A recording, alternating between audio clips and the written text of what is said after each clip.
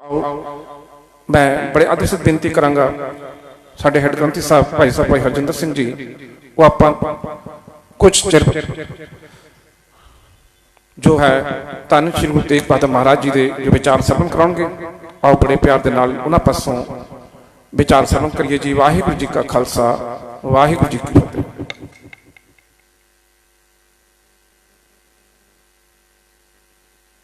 श्री वाहिगुरु साहिब जी। सूरा सो पहचानिए जो लरै दीन के हेत, पुरजा पुरजा कट मरे कभो न छाड़ै खेत। जो तव प्रेम खेलण का जाओ, सिर धर तली गली मेरी आओ। इत मार्ग पैर तरीजै, सिर दीजै कान ना कीजै। ठीकर फोर दलीस सिर, प्रभ पर कियो बयान। तेग बहादुर सी क्रिया, करी ना किन्हू आन।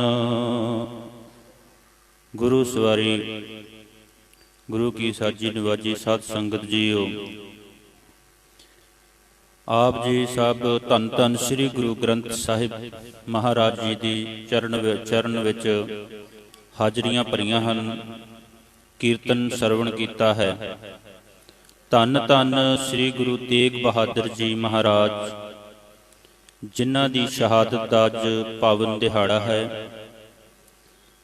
आपां धन धन श्री गुरु तेग बहादुर जी महाराज जियां दी याद दे विच जुड़ बैठे हाँ। आओ धन धन श्री गुरु तेग बहादुर जी की याद नूं सतगुरां नूं याद करदिआं होइआं उन्हां दी याद दे विच चरण विच हाजरियां रवाइए। वाहिगुरू जी का खालसा वाहिगुरू जी की फतेह। धन धन श्री गुरु तेग बहादुर जी महाराज जियां दा जन्म ਅੰਮ੍ਰਿਤਸਰ विखे होया ਅਤੇ ਗੁਰਤਾ ਗੱਦੀ ਬਕਾਲਾ विखे मिली ते शहादत दिल्ली विखे हुई। ਅੰਮ੍ਰਿਤਸਰ साहिब विखे श्री गुरु गोबिंद सिंह साहिब श्री गुरु हरगोबिंद साहिब जी महाराज जियां दे गृह विखे माता नानकी जी की कुख तो 1 अप्रैल 1621 ਨੂੰ ਸਾਹਿਬ ਸ੍ਰੀ ਗੁਰੂ ਤੇਗ ਬਹਾਦਰ ਕਿਰਪਾਲੂ ਜੀ ਦਾ ਆਗਮਨ ਅੰਮ੍ਰਿਤ ਵੇਲੇ ਹੋਇਆ। 1 ਅਪ੍ਰੈਲ 1621 ਨੂੰ ਅੰਮ੍ਰਿਤ ਵੇਲੇ ਧੰਨ ਗੁਰੂ ਹਰਗੋਬਿੰਦ ਸਾਹਿਬ ਸੱਚੇ ਪਾਤਸ਼ਾਹ ਹਰਮੰਦਰ ਸਾਹਿਬ ਦੇ ਅੰਦਰ ਆਸਾ ਦੀ ਵਾਰ ਦਾ ਕੀਰਤਨ ਸਰਵਣ ਕਰ ਰਹੇ ਸਨ। ਉਸ ਵੇਲੇ ਘਰੋਂ ਇੱਕ ਸਿੰਘ ਨੇ ਜਾ ਕਰਕੇ ਧੰਨ ਧੰਨ ਸ੍ਰੀ ਗੁਰੂ ਹਰਗੋਬਿੰਦ ਸਾਹਿਬ ਜੀ ਦੇ ਚਰਨਾਂ ਵਿੱਚ ਜਾ ਕੇ ਬੇਨਤੀ ਕੀਤੀ ਕਿ ਸੱਚੇ ਪਾਤਸ਼ਾਹ ਆਪ ਜੀ ਦੇ ਗ੍ਰਹਿ ਵਿਖੇ ਸੁਪੁੱਤਰ ਨੇ ਜਨਮ ਲਿਆ ਹੈ। ਸਾਹਿਬ ਧੰਨ ਗੁਰੂ ਹਰਗੋਬਿੰਦ ਸਾਹਿਬ ਨੇ ਸੰਪੂਰਨ ਆਸਾ ਜੀ ਦੀ ਵਾਰ ਦਾ ਕੀਰਤਨ ਸਰਵਣ ਕੀਤਾ। ਅਰਦਾਸ ਹੋਈ। ਧੰਨ ਗੁਰੂ ਹਰਗੋਬਿੰਦ ਸਾਹਿਬ ਜਦੋਂ ਆਪਣੇ ਮਹਿਲਾਂ ਵੱਲ ਨੂੰ ਗਏ, ਧੰਨ ਗੁਰੂ ਸ੍ਰੀ ਹਰਗੋਬਿੰਦ ਸਾਹਿਬ ਜਦੋਂ ਆਪਣੇ ਮਹਿਲ ਪ੍ਰਵੇਸ਼ ਕੀਤਾ, ਗੁਰੂ ਤੇਗ ਬਹਾਦਰ ਜੀ ਉਸ ਸਮੇਂ ਕੁਝ ਹੀ ਸਮੇਂ ਦੇ ਸਨ। ਜਨ ਕਿਰਪਾਲੂ ਧੰਨ ਧੰਨ ਸ੍ਰੀ ਗੁਰੂ ਤੇਗ ਬਹਾਦਰ ਜੀ ਦੇ ਜਨਮ ਤੋਂ ਕੁਝ ਸਮਾਂ ਬਾਅਦ ਹੀ ਪਿਤਾ ਗੁਰੂ ਜੀ ਨੇ ਆਪਣੀ ਗੋਦ ਦੇ ਵਿੱਚ ਲਿਆ ਤੇ ਉਸ ਵੇਲੇ ਗੁਰੂ ਜੀ ਨੇ ਆਪਣੇ ਪੁੱਤਰ ਦੇ ਤਨ ਨੂੰ ਵੇਖ ਕੇ, ਸਰੀਰ ਨੂੰ ਵੇਖ ਕੇ ਆਪਣਾ ਸਿਰ ਝੁਕਾ ਦਿੱਤਾ ਅਤੇ ਭਾਈ ਬਿਧੀ ਚੰਦ ਨੇ ਬੇਨਤੀ ਕੀਤੀ ਕਿ ਪਾਤਸ਼ਾਹ ਜੀ ਆਪ ਜੀ ਦੇ 5ਵੇਂ ਸੁਪੁੱਤਰ ਗੁਰੂ ਤੇਗ ਬਹਾਦਰ ਜੀ ਨੂੰ ਆਪ ਜੀ ਨੇ ਗੋਦ ਦੇ ਵਿੱਚ ਲਿਆ ਹੈ ਤੇ ਇਹਨਾਂ ਨੂੰ ਸਿਰ ਵੀ ਝੁਕਾ ਦਿੱਤਾ ਹੈ, ਇਸ ਦਾ ਕੀ ਕਾਰਨ ਹੈ? ਸਤਿਗੁਰੂ ਜੀ ਨੇ ਧੰਨ ਧੰਨ ਸ੍ਰੀ ਗੁਰੂ ਹਰਗੋਬਿੰਦ ਸਾਹਿਬ ਜੀ ਨੇ ਕਿਹਾ, ਉਹਨਾਂ ਨੇ ਜੋ ਸ਼ਬਦ ਉੱਥੇ ਗੁਰੂ ਤੇਗ ਬਹਾਦਰ ਜੀ ਲਈ ਕਹੇ ਹਨ ਕਿ ਭਾਈ ਬਿਧੀ ਚੰਦ ਜੀ ਇਹ ਮੇਰਾ ਪੁੱਤਰ ਗਰੀਬਾਂ ਦਾ ਰક્ષਕ ਹੋਵੇਗਾ ਇਹ ਮੇਰਾ ਪੁੱਤਰ ਸੰਸਾਰ ਵਿੱਚ ਆਇਆ ਹੈ ਤੇ ਲੋਕਾਂ ਦੀ ਪੱਤ ਢੱਕੇਗਾ। ਨਾਲ ਇਹ ਬਚਨ ਕੀਤਾ ਕਿ ਜਦੋਂ ਕਿਸੇ ਤੇ ਅੱਤ ਦੀ ਮੁਸੀਬਤ ਪਵੇਗੀ, ਇਹ ਮੇਰਾ ਪੁੱਤਰ ਮੁਸੀਬਤਾਂ ਵਿੱਚ ਫਸੇ ਹੋਇਆਂ ਦੀਆਂ ਮੁਸੀਬਤਾਂ ਦੇ ਬੰਧਨ ਕੱਟ ਦੇਵੇਗਾ। ਤਾਂ ਇਹਨਾਂ ਦਾ ਅਦਬ ਕੀਤਾ ਹੈ। ਗੁਰੂ ਹਰਗੋਬਿੰਦ ਸਾਹਿਬ ਜੀ ਤਾਂ ਜਾਣਦੇ ਸਨ ਕਿ ਬਾਲਕ ਤੇਗ ਬਹਾਦਰ ਬੜੇ ਯੋਧੇ ਅਤੇ ਪਰਉਪਕਾਰੀ ਹੋਣਗੇ। ਗੁਰੂ ਜੀ ਨੇ ਇਹਨਾਂ ਦੀ ਅੱਖਰੀ ਵਿਦਿਆ ਤੇ ਸ਼ਾਸਤਰੀ ਵਿਦਿਆ ਦਾ ਪ੍ਰਬੰਧ ਕੀਤਾ। ਗੁਰੂ ਜੀ ਨੇ ਉਹਨਾਂ ਦੀ ਸਿਖਲਾਈ ਦਾ ਸਾਰਾ ਪ੍ਰਬੰਧ ਕੀਤਾ ਤੇ ਕੀਰਤਪੁਰ ਵਿਖੇ ਭਾਈ ਲਾਲ ਚੰਦ ਅਤੇ ਮਾਤਾ ਬਿਸ਼ਨ ਕੌਰ ਦੀ ਸੁਪੁੱਤਰੀ ਗੁਜਰੀ ਜੀ ਨਾਲ 1632 ਈਸਵੀ ਨੂੰ ਗੁਰੂ ਤੇਗ ਬਹਾਦਰ ਜੀ ਦੀ ਸਾਦੀ ਕਰਤਾਰਪੁਰ ਵਿਖੇ ਹੋਈ। ਸਤਿਗੁਰੂ ਜੀ ਨੇ ਬੜੇ ਪਰਉਪਕਾਰ ਕੀਤੇ, ਬੜੇ ਹੰਕਾਰੀਆਂ ਦੇ ਹੰਕਾਰ ਵੀ ਤੋੜੇ ਤੇ ਸਤਿਗੁਰੂ ਜੀ ਜੋ ਸਨ ਇਹਨਾਂ ਸ਼ੁਰੂ ਤੋਂ ਨਾਮ ਦੇ ਵਿੱਚ ਜੁੜੇ ਰਹਿੰਦੇ ਸਨ। ਇਹਨਾਂ ਨੇ ਸਿਮਰਨ ਬਹੁਤ ਕੀਤਾ ਸੀ, ਸਿਮਰਨ ਦੇ ਵਿੱਚ ਜੁੜੇ ਰਹਿੰਦੇ ਸਨ। ਸਤਿਗੁਰੂ ਜੀ ਜਦੋਂ ਮਾਲਵੇ ਦੇ ਵਿੱਚ ਵਿਚਰ ਰਹੇ ਸਨ ਤੇ ਉੱਥੇ ਖਬਰ ਮਿਲੀ ਕਿ ਔਰੰਗਜ਼ੇਬ ਪੰਜਾਬੇ ਲੰਘ ਕੇ ਸਰਹੱਦੀ ਸੂਬੇ ਦੀਆਂ ਬਗਾਵਤਾਂ ਦਬਾਉਣ ਆਪ ਗਿਆ ਹੈ। ਗੁਰੂ ਜੀ ਹਮੇਸ਼ਾ ਇਸ ਸੋਚ ਵਿੱਚ ਰਹਿੰਦੇ ਸਨ ਕਿ ਇਸ ਸੰਕਟ ਦਾ ਇਲਾਜ ਕਰਨਾ ਬਹੁਤ ਜ਼ਰੂਰੀ ਹੈ। ਸ਼ਹਾਦਤ ਦੇਣ ਦਾ ਸੰਕਲਪ ਉਹਨਾਂ ਪਹਿਲਾਂ ਹੀ ਕਰ ਲਿਆ ਸੀ। ਇੱਕ ਵਾਰੀ ਉਹਨਾਂ ਨੇ ਸਾਫ਼ ਬਚਨਾਂ ਵਿੱਚ ਕਿਹਾ, ਬਿਨ ਸਿਰ ਦੀਏ ਜਗਤ ਦੁਖ ਪਾਈ। ਔਰੰਗਜ਼ੇਬ ਦਾ ਅਤਿਆਚਾਰ ਬਹੁਤ ਵੱਧ ਚੁੱਕਾ ਸੀ। ਉਸ ਨੇ ਆਪਣੇ ਪਿਤਾ ਨੂੰ ਸ਼ਾਹਜਹਾਨ ਨੂੰ ਕੈਦ ਕਰਕੇ ਅਤੇ ਭਰਾਵਾਂ ਨੂੰ ਜਾਨੋਂ ਮਾਰ ਕੇ ਔਰੰਗਜ਼ੇਬ ਨੇ 1658 ਈਸਵੀ ਨੂੰ ਆਪਣੀ ਰਾਜਗੱਦੀ ਤੇ ਬੈਠਾ ਸੀ। ਉਸ ਨੇ ਹਿੰਦੂ ਪਾਠਸ਼ਾਲਾ ਤੇ ਮੰਦਰ ਢਾਹ ਦੇਣ ਦਾ ਹੁਕਮ ਕੀਤਾ। ਮੁਸਲਮਾਨ ਧਰਮ ਤੋਂ ਇਲਾਵਾ ਕਿਸੇ ਵੀ ਧਰਮ ਨਾਲ ਸੰਬੰਧ ਰੱਖਦੀ ਹਰ ਵਸਤੂ ਤਹਿਸ ਨਹਿਸ ਕਰ ਦਿੱਤੀ। ਗੈਰ ਮੁਸਲਮਾਨਾਂ ਨੂੰ ਇਸਲਾਮ ਦੇ ਦਾਇਰੇ ਵਿੱਚ ਲਿਆਉਣ ਦਾ ਹੁਕਮ ਕੀਤਾ। ਕਸ਼ਮੀਰ ਦੇ ਵਿੱਚ ਖਾਸ ਹਦਾਇਤ ਦਿੱਤੀ ਕਿ ਇਹਨਾਂ ਨੂੰ ਕਿਸੇ ਵੀ ਤਰ੍ਹਾਂ ਮਿੱਠੇ ਪਿਆਰੇ ਹੋ ਕੇ ਜਾਂ ਜ਼ਮੀਨ ਜਾਇਦਾਦ ਦਾ ਲਾਲਚ ਦੇ ਕੇ ਪ੍ਰੇਰਿਆ ਜਾਵੇ। ਜੋ ਇਸ ਤਰ੍ਹਾਂ ਨਾ ਮੰਨਣ ਤਾਂ ਫਿਰ ਆਪਣੇ ਜ਼ੋਰ ਜ਼ਬਰ ਦੀ ਵਰਤੋਂ ਕਰੋ। ਮੰਦਰਾਂ ਦੇ ਵਿੱਚ ਜਾਣ ਦੀ ਮਨਾਹੀ ਕਰ ਦਿੱਤੀ। ਜੋ ਧਰਮੀ ਪੰਡਤ ਸਨ ਉਹਨਾਂ ਨੇ ਬਹੁਤ ਯਤਨ ਕੀਤੇ, ਬੜੇ ਸਹਾਰੇ ਲੱਭੇ, ਪਰ ਉਹਨਾਂ ਨੂੰ ਕੋਈ ਸਹਾਰਾ ਨਹੀਂ ਮਿਲਿਆ। ਫਿਰ ਉਹ ਅਮਰਨਾਥ ਗੁਫਾ ਵਿੱਚ ਸ਼ਿਵ ਨੂੰ ਪੁਕਾਰਿਆ ਤੇ ਉਸ ਵੇਲੇ ਰੱਬੀ ਬਾਣੀ ਹੋਈ ਕਿ ਗੁਰੂ ਨਾਨਕ ਦੇਵ ਗੁਰੂ ਗੱਦੀ ਦੇ ਬਿਰਾਜਮਾਨ ਗੁਰੂ ਤੇਗ ਬਹਾਦਰ ਜੀ 9ਵੇਂ ਪਾਤਸ਼ਾਹ ਜੀਆਂ ਦੇ ਪਾਸ ਜਾਓ।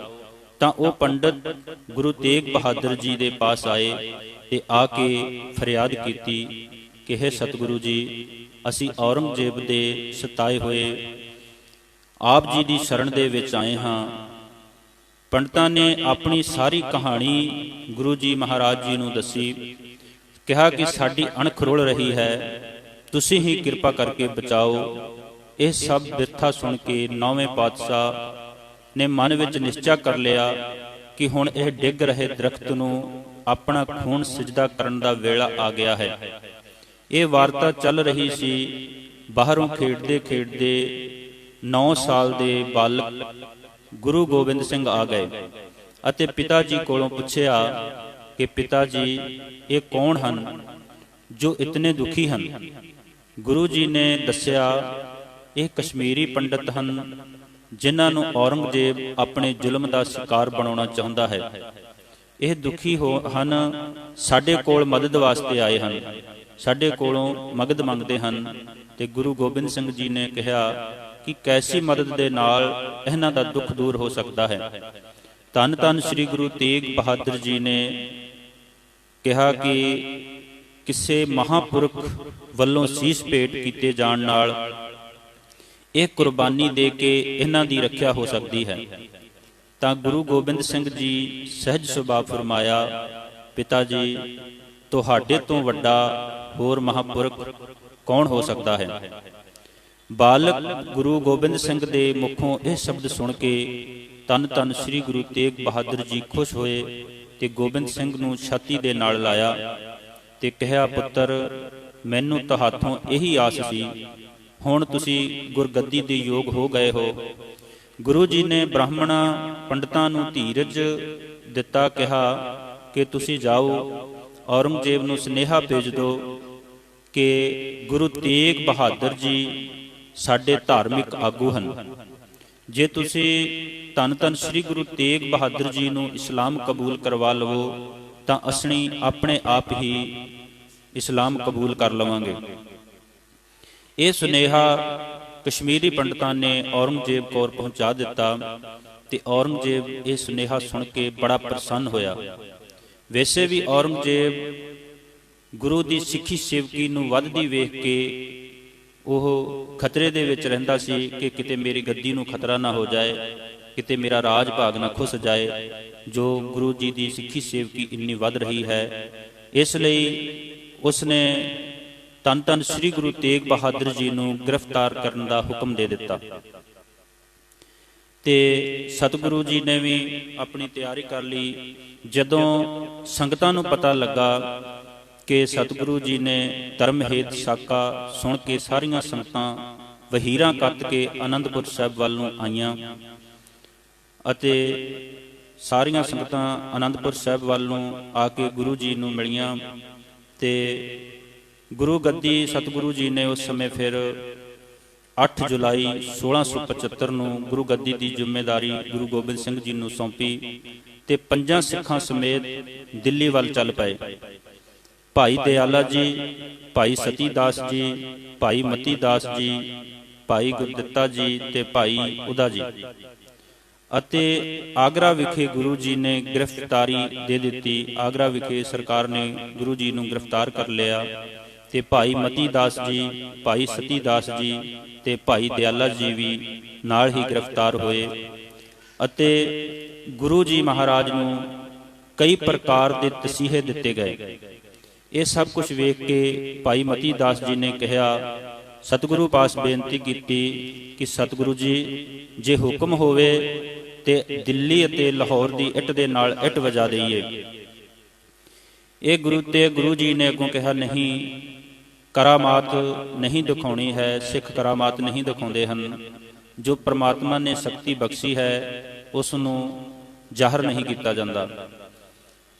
ਹੁਣ ਆਪਾਂ ਅਕਾਲ ਪੁਰਖ ਦੇ ਭਾਣੇ ਦੇ ਵਿੱਚ ਹੀ ਰਹਿਣਾ ਹੈ। ਜੋ ਅਕਾਲ ਪੁਰਖ ਭਾਏਗਾ, ਜੋ ਅਕਾਲ ਪੁਰਖ ਨੂੰ ਭਾਵੇਗਾ, ਉਹੀ ਹੋਣਾ ਹੈ।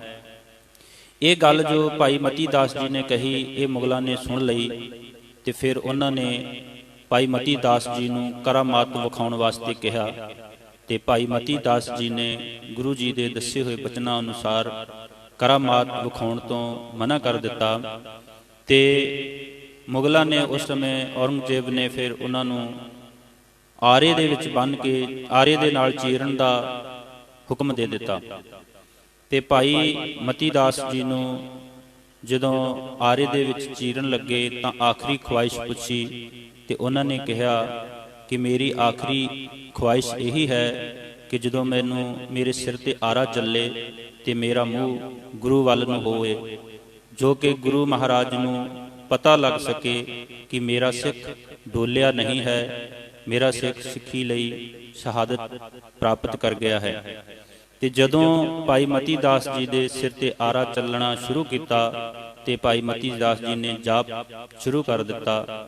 ਜਦੋਂ ਭਾਈ ਮਤੀ ਦਾਸ ਜੀ ਦੇ ਪਾਵਨ ਸਰੀਰ ਦੇ 2 ਟੁਕੜੇ ਹੋ ਕੇ ਜ਼ਮੀਨ ਤੇ ਡਿੱਗੇ ਤੇ ਇਤਿਹਾਸ ਦੱਸਦਾ ਹੈ ਕਿ ਉਸ ਸਮੇਂ ਪਵਨ ਗੁਰੂ ਪਾਣੀ ਪਿਤਾ ਮਾਤਾ ਤਰਤ ਮਹੱਤ ਦਿਵਸ ਰਾਤ ਦੋ ਦਾਈ ਦਾਇਆ ਖੇਲੇ ਸਗਲ ਜਗਤ ਚੰਗਿਆਈਆਂ ਬੁਰਿਆਈਆਂ ਵਾਚੇ ਧਰਮ ਹਦੂਰ ਕਰਮੀ ਆਪੋ ਆਪਣੀ ਕੇ ਨੇੜੇ ਕੇ ਦੂਰ ਜਿਨੀ ਨਾਮ ਤੇ ਆਇਆ ਗਏ ਮਸਕਤ ਘਾਲ ਨਾਨਕ ਤੇ ਮੁਖ ਉਜਲੇ ਕੀਤੀ ਛੁੱਟੀ ਨਾਲ। ਗੁਰਬਾਣੀ ਦੇ ਸ਼ਬਦ ਦੋਹਾਂ ਹਿੱਸਿਆਂ ਦੇ ਵਿੱਚੋਂ ਆਵਾਜ਼ ਆ ਰਹੀ ਸੀ। ਭਾਈ ਮਤੀ ਦਾਸ ਜੀ ਹੱਸਦੇ ਹੱਸਦੇ ਸ਼ਹਾਦਤ ਪ੍ਰਾਪਤ ਕਰ ਗਏ ਤੇ ਫਿਰ ਭਾਈ ਸਤੀ ਦਾਸ ਜੀ ਨੂੰ ਵੀ ਰੂਹ ਦੇ ਵਿੱਚ ਸਾੜ ਕੇ ਸ਼ਹੀਦ ਕਰ ਦਿੱਤਾ ਗਿਆ ਤੇ ਭਾਈ ਸਤੀ ਦਾਸ ਜੀ ਵੀ ਹੱਸਦੇ ਹੱਸਦੇ ਸ਼ਹਾਦਤ ਪ੍ਰਾਪਤ ਕਰ ਗਏ। ਇਹ ਇੰਨੇ ਜ਼ਿਆਦਾ ਸਖਤ ਤਸੀਹੇ ਸਿੱਖਾਂ ਨੂੰ ਇਸ ਲਈ ਪਹਿਲਾਂ ਦਿੱਤੇ ਗਏ ਕਿ ਗੁਰੂ ਮਹਾਰਾਜ ਵੇਖ ਕੇ ਇਹ ਸੋਚਣ ਕਿ ਜੇ ਸਿੱਖਾਂ ਨੂੰ ਇੰਨੇ ਸਖਤ ਤਸੀਹੇ ਦਿੱਤੇ ਜਾ ਰਹੇ ਹਨ ਤੇ ਸਾਨੂੰ ਗੁਰੂ ਨੂੰ ਇਹ ਤੋਂ ਵੀ ਜ਼ਿਆਦਾ ਸਖਤ ਤਸੀਹੇ ਦਿੱਤੇ ਜਾਣਗੇ। ਤੇ ਗੁਰੂ ਜੀ ਅਡੋਲ ਰਹੇ। ਗੁਰੂ ਜੀ ਨੂੰ ਉਸ ਸਮੇਂ ਇੱਕ ਲੋਹੇ ਦੇ ਪਿੰਜਰੇ ਦੇ ਵਿੱਚ, ਜਿਸ ਦੇ ਸਾਰੇ ਪਾਸੇ ਸੂਲਾਂ ਲੱਗੀਆਂ ਸਨ, ਜਿਸ ਦੇ ਵਿੱਚ ਨਾ ਚੰਗੀ ਤਰ੍ਹਾਂ ਖੜਾ ਹੋਇਆ ਜਾ ਸਕਦਾ ਸੀ, ਨਾ ਬੈਠਾ ਜਾ ਸਕਦਾ ਸੀ, ਉਸ ਸਮੇਂ ਸਤਿਗੁਰੂ ਨੂੰ ਉਸ ਲੋਹੇ ਦੇ ਪਿੰਜਰੇ ਦੇ ਵਿੱਚ ਬੰਦ ਕੀਤਾ ਸੀ। ਬੇੜੀਆਂ ਤੇ ਜੰਜੀਰਾਂ ਲੱਗੀਆਂ ਹੋਈਆਂ ਸੀ ਤੇ ਉੱਥੇ ਹੀ ਭਾਈ ਦਇਆਲਾ ਜੀ ਨੂੰ ਸਤਿਗੁਰਾਂ ਦੇ ਸਾਹਮਣੇ ਹੀ ਦੇਗੇ ਦੇ ਵਿੱਚ ਉਬਾਲ ਕੇ ਸ਼ਹੀਦ ਕਰ ਦਿੱਤਾ ਗਿਆ। ਤੇ ਸਿੱਖ ਵੀ ਸਿੱਖੀ ਨਿਭਾ ਗਏ ਅਤੇ ਗੁਰੂ ਜੀ ਵੀ ਅਡੋਲ ਖੜੇ ਰਹੇ। ਗੁਰੂ ਜੀ ਦਾ ਮਨ ਪ੍ਰਸੰਨ ਹੋ ਗਿਆ ਕਿ ਸੇਵਕ ਖਿੜੇ ਮੱਥੇ ਸ਼ਹੀਦੀਆਂ ਪ੍ਰਾਪਤ ਕਰ ਗਏ ਹਨ। ਸੇਵਕ ਕੀ ਓੜਕ ਨਿਭੀ ਪ੍ਰੀਤ, ਧਰਮ ਹੇਤ ਸਾਕਾ ਜਨ ਕੀਆ, ਸੀਸ ਦੀਆ ਪਰ ਸਿਰ ਨ ਦੀਆ। ਅਤੇ ਫਿਰ ਜਦੋਂ ਸਿੰਘ ਸ਼ਹੀਦ ਹੋ ਗਏ, ਫਿਰ ਕਾਜੀ, ਕੋਤਵਾਲ ਤੇ ਜਲਾਦ ਇਹਨਾਂ ਨੇ ਗੁਰੂ ਜੀ ਨਾਲ ਮੇਲ ਕੀਤਾ ਤੇ ਗੁਰੂ ਜੀ ਨੂੰ ਕਿਹਾ ਕਿ ਤੁਸੀਂ ਇਸਲਾਮ ਕਬੂਲ ਕਰ ਲਵੋ ਜਾਂ ਕਰਾਮਾਤ ਦਿਖਾਓ ਜਾਂ ਸ਼ਹੀਦ ਹੋਣ ਲਈ ਤਿਆਰ ਹੋ ਜਾਓ। ਗੁਰੂ ਜੀ ਨੇ ਕਿਹਾ ਨਾ ਇਸਲਾਮ ਕਬੂਲ ਕਰਨੀ ਹੈ ਤੇ ਨਾ ਹੀ ਕੋਈ ਕਰਾਮਾਤ ਦਿਖਾਉਣੀ ਹੈ, ਸ਼ਹੀਦ ਹੋਣ ਲਈ ਤਿਆਰ ਹਾਂ। ਤੇ ਕਾਜੀ ਨੇ ਕਿਹਾ ਕਿ ਮੈਂ ਖਾਨਦਾਨੀ ਕਾਜੀ ਹਾਂ, ਤੇ ਕੋਤਵਾਲ ਨੇ ਕਿਹਾ ਕਿ ਮੈਂ ਖਾਨਦਾਨੀ ਕੋਤਵਾਲ ਹਾਂ, ਤੇ ਜਲਾਦ ਨੇ ਕਿਹਾ ਕਿ ਮੈਂ ਖਾਨਦਾਨੀ ਜਲਾਦ ਹਾਂ। ਤੇ ਸਤਿਗੁਰੂ ਜੀ ਨੇ ਕਿਹਾ ਕਿ ਫਿਰ ਪਰਮਾਤਮਾ ਨੇ ਮੇਲ ਵੀ ਅੱਛੇ ਕਰਾਏ ਨੇ, ਮੈਂ ਵੀ ਖਾਨਦਾਨੀ ਸ਼ਹੀਦ ਹਾਂ ਤੇ ਅੱਗੇ ਵੀ ਸ਼ਹਾਦਤਾਂ ਇਸੇ ਤਰ੍ਹਾਂ ਹੀ ਚੱਲਦੀਆਂ ਰਹਿਣਗੀਆਂ। ਤੇ ਫਿਰ ਜਦੋਂ ਸਤਿਗੁਰੂ ਜੀ ਉਹਨਾਂ ਦੇ ਕਿਸੇ ਵੀ ਤਰ੍ਹਾਂ ਨਹੀਂ ਆਖੇ ਲੱਗੇ, ਨਹੀਂ ਮੰਨਿਆ ਉਹਨਾਂ ਦਾ ਕਹਿਣਾ, ਤਾਂ ਫਿਰ ਸਤਿਗੁਰੂ ਜੀ ਨੂੰ ਸ਼ਹੀਦ ਕਰਨ ਦਾ ਹੁਕਮ ਦੇ ਦਿੱਤਾ। ਤੇ ਫਿਰ ਸਤਿਗੁਰੂ ਜੀ ਨੂੰ ਪਿੰਜਰੇ ਦੇ ਵਿੱਚੋਂ ਕੱਢ ਕੇ ਚੌਂਕ ਦੇ ਬਾਹਰ ਲਿਆਂਦਾ ਗਿਆ ਤੇ ਉੱਥੇ ਚਬੂਤਰੇ ਦੇ ਥੱਲੇ ਬੈਠ ਕੇ ਸਤਿਗੁਰੂ ਜੀ ਨੇ ਇਸ਼ਨਾਨ ਪਾਨ ਕਰਕੇ ਆਪਣਾ ਜਾਪ ਸ਼ੁਰੂ ਕਰ ਦਿੱਤਾ। ਇਹ ਜੋ ਸ਼ਹਾਦਤ ਸ਼ਾਮ ਵੇਲੇ ਦੀ ਹੈ, ਸਤਿਗੁਰਾਂ ਨੇ ਜਾਪ ਸ਼ੁਰੂ ਕਰ ਦਿੱਤਾ, ਜਪਜੀ ਸਾਹਿਬ ਦਾ ਪਾਠ ਕਰਨਾ ਆਰੰਭ ਕਰ ਦਿੱਤਾ। ਤੇ ਜਦੋਂ ਜਪਜੀ ਸਾਹਿਬ ਦਾ ਪਾਠ ਸੰਪੰਨ ਹੋਇਆ ਤੇ ਉਦੋਂ ਜਲਾਦ ਨੇ ਤਲਵਾਰ ਦੇ ਨਾਲ ਧੰਨ ਧੰਨ ਸ੍ਰੀ ਗੁਰੂ ਤੇਗ ਬਹਾਦਰ ਜੀ ਮਹਾਰਾਜ ਜੀਆਂ ਨੂੰ ਸ਼ਹੀਦ ਕਰ ਦਿੱਤਾ। ਇਤਿਹਾਸ ਦੱਸਦਾ ਹੈ ਕਿ ਜਦੋਂ ਇਹ ਸ਼ਹਾਦਤ ਹੋਈ, ਉਸ ਸਮੇਂ ਬੜੇ ਜ਼ੋਰ ਦਾ ਤੂਫਾਨ, ਅੰਧੇਰੀ ਆਈ, ਜੋ ਕਿਸੇ ਨੂੰ ਵੀ ਕੁਝ ਦਿਸ ਨਹੀਂ ਸੀ ਰਿਹਾ, ਇੱਧਰ ਉੱਧਰ ਕੁਝ ਨਹੀਂ ਸੀ ਦਿਖਦਾ, ਇੱਕਦਮ ਅੰਧੇਰਾ ਜਿਹਾ ਛਾ ਗਿਆ।